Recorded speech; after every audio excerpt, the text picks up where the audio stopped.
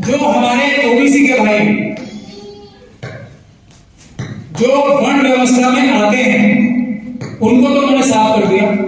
जो ईडब्ल्यूएस में अप्लाई नहीं कर सकते कि आप हिंदू नहीं हो, इससे ज्यादा क्लैरिटी से और क्या बात हो सकती है। लेकिन हम 46% इस देश के मालिक हैं और 46% अगर एक साथ हो जाए तो किसी मनुवादी मानसिकता के औकात, हिम्मत, ताकत नहीं है जो दिल्ली दंगों में आतंकवाद का झूठा मुकदमा लगा के जिस ये मनुवादी मानसिकता की सरकार है, खास तौर पे इसके मनुवादी मानसिकता के होम मिनिस्टर अमित शाह ने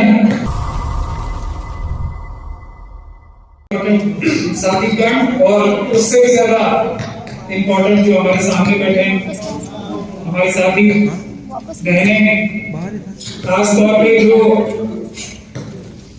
मीडिया के लोग हैं, असली मीडिया के जो फोर्थ पिलर है इस देश का, वो मीडिया जो क्रिमिनल मीडिया है, जो अपने आपको मेन स्ट्रीम मीडिया कहते हैं, वो आपराधिक मीडिया, मुझे पूरी उम्मीद है नहीं आएगी कोई भी, तो असली मीडिया का भी स्वागत है। बहुत बहुत शुक्रिया आप सब लोगों ने का, और सभी को मेरा अस्सलाम वालेकुम और जय भीम। आज अभी ये बताया जा रहा था कि गालिब अकेडमी ने शायद बुकिंग देने से इनकार कर दिया, तो गालिब गवर्नमेंट जो अकेडमी है वो दिल्ली सरकार के अंदर आती है, तो उसके भी काम बैठने का वक्त आ गया है। आप लोगों को चाहिए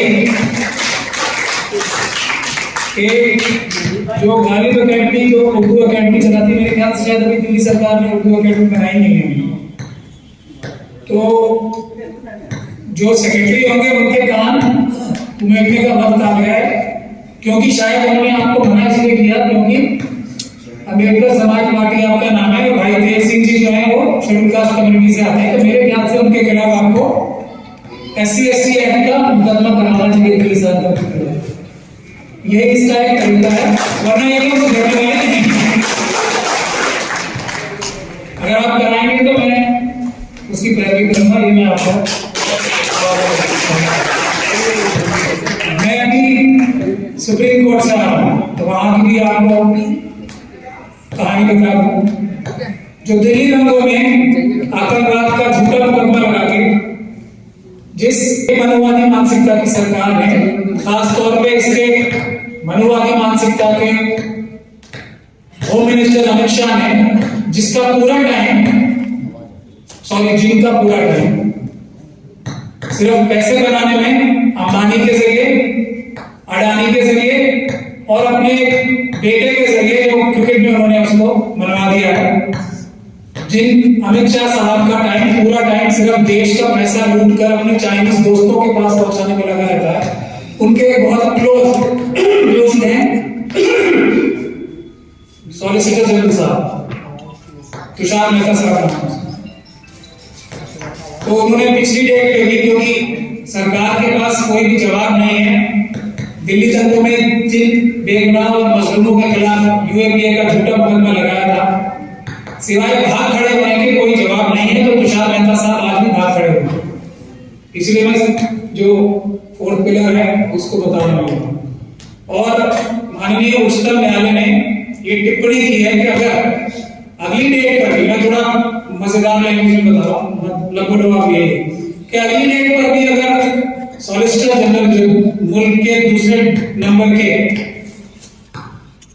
लॉ ऑफिसर हैं वो भाग खड़े हुए, तो हम ये मान लेंगे कि सरकार के पास इस बेल एप्लीकेशन के खिलाफ करने के लिए कुछ नहीं है, यानी कि जो मजलूम बेगुनाह UAPA यानी आतंकवाद का झूठा मुकदमा लगा के बंद हुआ है, उसके खिलाफ सरकार के पास बोलने के लिए कुछ नहीं है, ये मान लेंगे। और 21 फरवरी की डेट लगाइए, उसी मुकदमे में था इसलिए थोड़ी देर हो गई। आप चलो, जो आज का मौजूद है इसमें सबसे अहम बात यह है कि चाहे हमारे दुश्मन कौन है? हमारे हमारे दुश्मन है मनुवादी मानसिकता के लोग, जो इंसान को इंसान के बराबर नहीं समझते, जो इंसान को इंसान से छोटा बड़ा समझते हैं और ये कहते हैं कि ब्राह्मण क्षत्रिय वैश्य के अलावा किसी के पास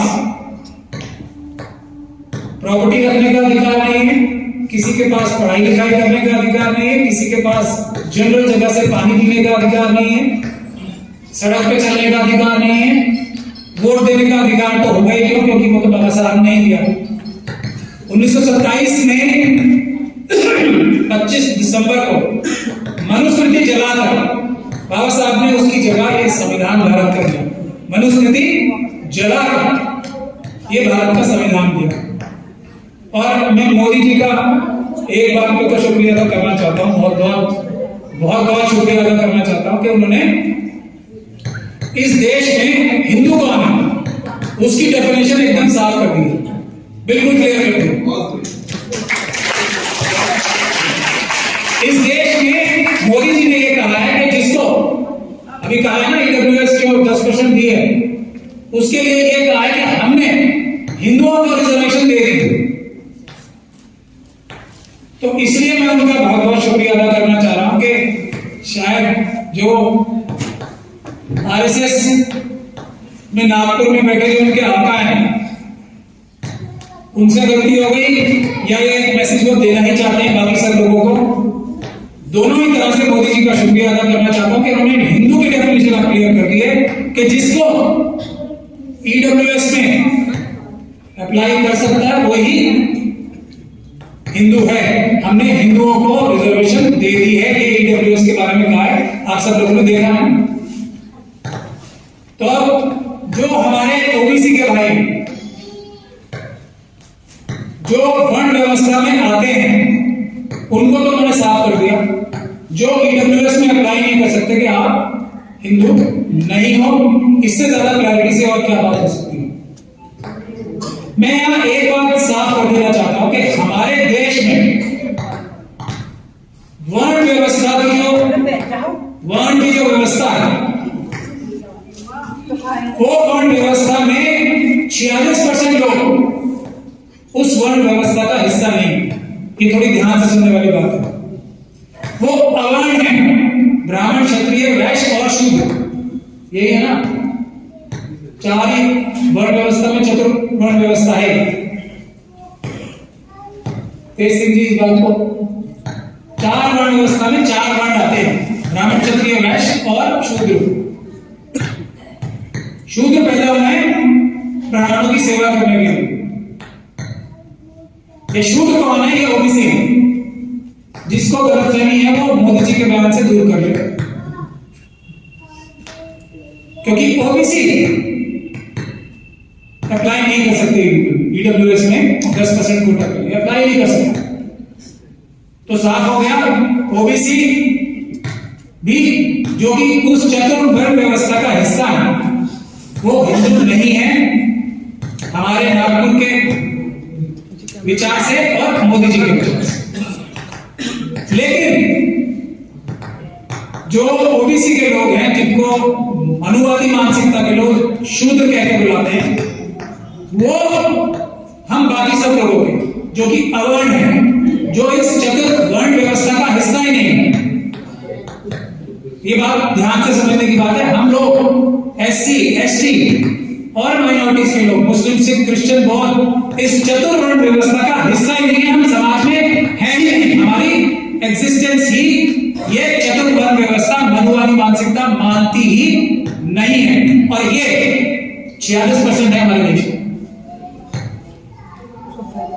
अगर सेंसस से लिया जाए, वैसे तो और भी ज्यादा, अगर सिर्फ 2011 के सेंसस से लिया जाए तो 45 से 46% है। कैसे? 15% मुस्लिम कम्युनिटी, क्रिश्चियन सिख और बौद्ध मिला के 5%, 20%, 17% शेड्यूल कास्ट कम्युनिटी और 8 से 9% शेड्यूल ट्राइब कम्युनिटी। ये 45-46% जो लोग हैं, हम इस वर्ण व्यवस्था का हिस्सा नहीं है, हम एग्जिस्ट नहीं करते, हमारा वजूद ही नहीं है इनकी नजर। लेकिन बाबा साहब डॉक्टर भीमराव अम्बेडकर ने इस देश में हर एक इंसान को एक वोट देके, बराबर का एक वोट देके, जो भी मेजॉरिटी प्राप्त करेगा, जो भी बालिग होगा, उसको एक वोट देके सबको बराबर का मालिक बना दिया इस देश का। तो उनकी नजर में हम एग्जिस्ट करें ना करें, और मुझे बड़ी खुशी है कि हम उनकी नजर से दूर ही रहें, हम उनकी नजर में एग्जिस्ट ही ना करें, लेकिन हम 46% इस देश के मालिक हैं, और 46% अगर एक साथ हो जाए तो किसी मनुवादी मानसिकता के औकात, हिम्मत, ताकत नहीं है कि वो कोई भी जुल्म और ज्यादती कर सके, बल्कि हम लोग उनको उनकी सही जगह, बहुत सारे लोग तो अडानी, अंबानी और ये मोदी जी और अमित शाह जैसे जेल में जाएंगे, और आरएसएस और जितने भी उसके आरएसएस के संगठन के लोग हैं, जो ऑफिस बेरर हैं, जो अभी पिछले 8 से 9 सालों में जमीन से लेके आसमान तक पहुंच गए, करोड़पति, अरबों करोड़ रुपए कमा लिए हमने, वो सब तो जेल में ही जाएंगे अगर हम 46% हो जाए। लेकिन जो बाकी बचेंगे मनुवादी मानसिकता के लोग, उनको हम उनका 10 नहीं 12% हिस्सा बनता है, उनका 2% कम है, मोदी जी ने कम दिया। हम उनके घर के दरवाजे को नॉक करके दे के आएंगे, ये हमारा इंसाफ है। लेकिन उस 12% से ज्यादा अगर नजर रखी तो फिर वो नजरें और वो आंखें हम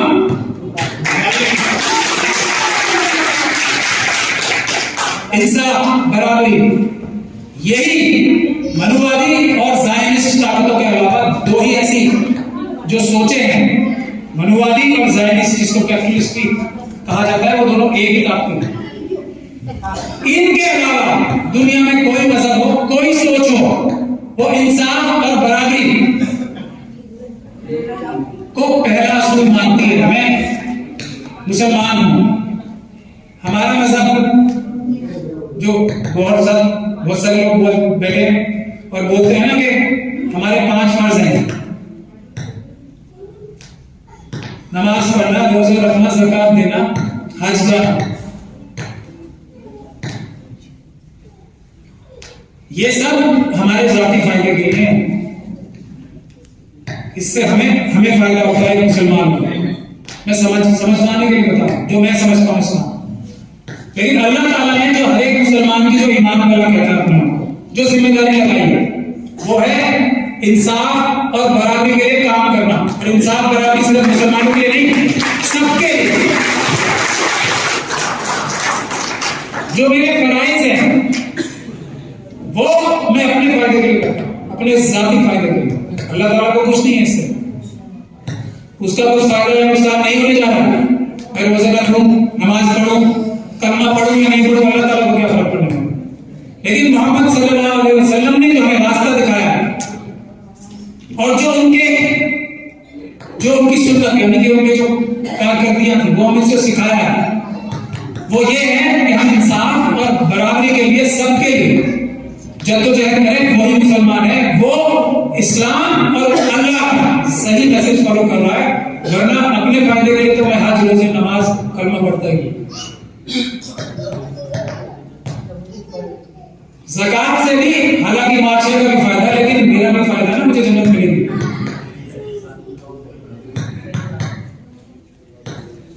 तो अल्लाह ने जो ड्यूटी लगाई है वो इंसाफ और बराबरी के लिए काम करने के लिए। और हमारा संविधान है वो क्या कहता है, उसकी रूह क्या है। और यही कमोबेश अगर आप जुडाइज्म को ले लें, क्रिश्चियनिटी को ले लें, बुद्धिज्म को ले लें, जैनिज्म को ले लें, सिखिज्म को ले लें, जो लिंगायत धर्म है, या दूसरे कबीरदास साहब को ले लें, रविदास या पंथ को ले लें, किसी भी पंथ को ले लें, दुनिया में किसी पंथ को उठा लें, सभी इंसाफ और बराबरी की बात करते हैं, सबके लिए। यही हमारा संविधान कहता है, यही हमारा संविधान कहता है, यही हमारे संविधान की रूह है। आर्टिकल 14, सबके लिए बराबरी, सबके लिए इंसाफ।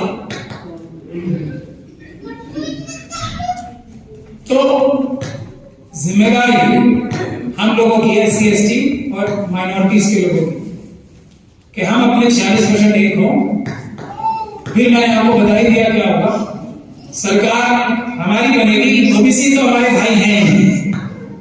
आज बहुत सारे जो ओबीसी के इंटेलेक्चुअल्स हैं वो तो इस बात को बखूबी समझ चुके हैं, और जो हालात आज आपके सामने है उसका नतीजा आप लोग देख ही रहे हैं कि अभी कल भी कुछ ओबीसी के समाज के लोगों के खिलाफ अभी 3-4 दिन पहले ही वो एफआईआर कराई है और अरेस्ट कर लिया हमने। वो लोग मुझे कांटेक्ट किया, जल्दी हम उनकी बेल भी कराएंगे। तो उनके इंटेलेक्चुअल्स को तो समझ में आ रही है, तो वो हमारे भाई हैं, बहनें हैं। हम लोग अगर करते होंगे तो वो भी उस मनोवादी मानसिकता जो उन्हें शुद्ध समझती है उससे हटके हमारी तरफ आएंगे। तो मेरी गुजारिश आप सब इंटेलेक्चुअल से ये रहेगी कि हम लोग एससी, एसटी और माइनॉरिटीज की एक जयंती पे ताकत लगा के काम करें। सोशल अपनी आम तौर की आम रोजमर्रा की जिंदगी में भी और पॉलिटिकली भी।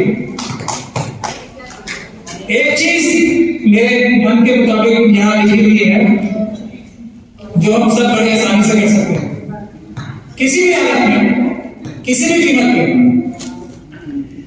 हमें और मुस्लिम समाज को एक चीज की मैं, बावजूद इसके कि हमारे अंदर सबसे ज्यादा मुनाफिक हैं और बड़े बड़े